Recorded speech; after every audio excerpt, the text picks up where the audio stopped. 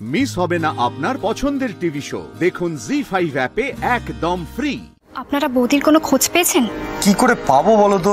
তোমার দাদা তো একেবারে পাকা ব্যবস্থা করে আমার বোনটার ক্ষতি করেছে। সব জায়গা থেকে এমন চাপ দিয়ে রেখেছে যে সব দিক থেকে সব রাস্তা বন্ধ করে দিয়েছে। পুলিশ তো কেসটা ইনভলভই হতে চাইছে না।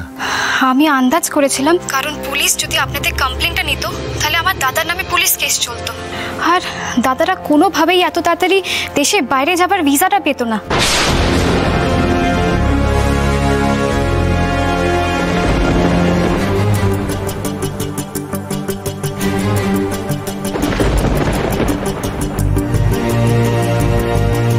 দেশের বাইরে যাওয়ার ভিসা মানে মানে দেশের বাইরে যাচ্ছে মানে এটা কখন হলো, আর এক্স্যাক্টলি কোথায় যাচ্ছে ওরা? সেইগুলো বলার জন্যই আপনাকে ফোন করেছি।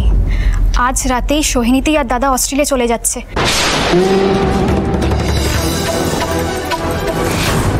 ওরা যদি পালিয়ে যায় তাহলে তো বর্ষাকে পা ভাড়ার কোনো পথই থাকবে না।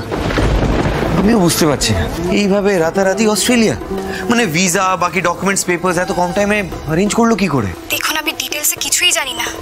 হ্যাঁ, কিন্তু আমি ঠিক বুঝতে পেরেছি যে ওরা তলায় তলায় কারোর সাথে যোগাযোগ করেছে, উপর মহলের কেউ। তারাই ওদের ভিসার ব্যবস্থা করে দিয়েছে। আজ রাত 10টায় ওদের ফ্লাইট। দেখুন, আমার তো হাত পা বাঁধা, আমি কিছুই করতে পারবো না। আপনারা যে কোনোভাবে প্লিজ ওদের আটকান। আচ্ছা, আমি এখন রাখছি। হ্যাঁ।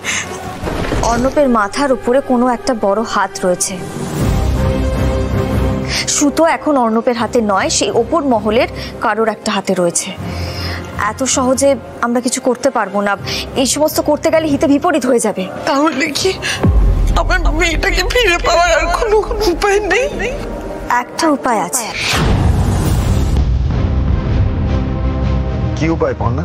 বর্ষা যদি নিচে থেকে কোনোভাবে আমাদের সাথে যোগাযোগ করে তাহলে কিন্তু আমরা বর্ষাকে ট্রেস করতে পারবো।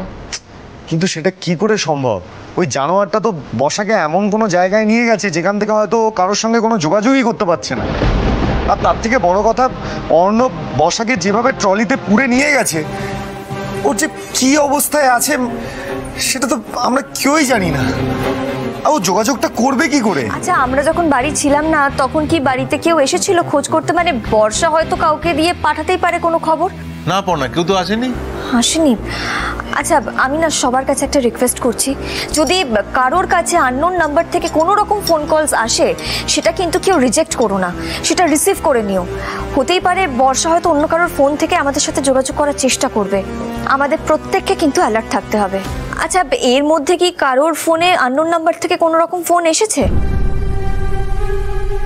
আমার কিন্তু মনে হচ্ছে বর্ষা ঠিক কোনো না কোনোভাবে আমাদের সাথে যোগাযোগ করার চেষ্টা করবেই করবে। আচ্ছা, আপনি কিছুক্ষণ আগে কি বললেন? আননোন নাম্বার থেকে ফোন আসার কথা বললেন? হ্যাঁ, আপনার কাছে এসেছিল নাকি? তোর বাবা, এর মধ্যে আবার কে ফোন করছে?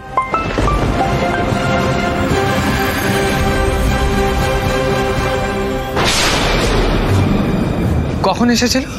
ওই তো ওই চনুর সিনিয়রের সঙ্গে যখন আমরা কথা বলছিলাম, মানে আমাদের ঝামেলা হচ্ছিল, সে সময় একটা আননোন নাম্বার থেকে আমার ফোনে ফোন এসেছিল। জি5 ডাউনলোড করুন আর সব এপিসোড দেখুন একদম ফ্রি।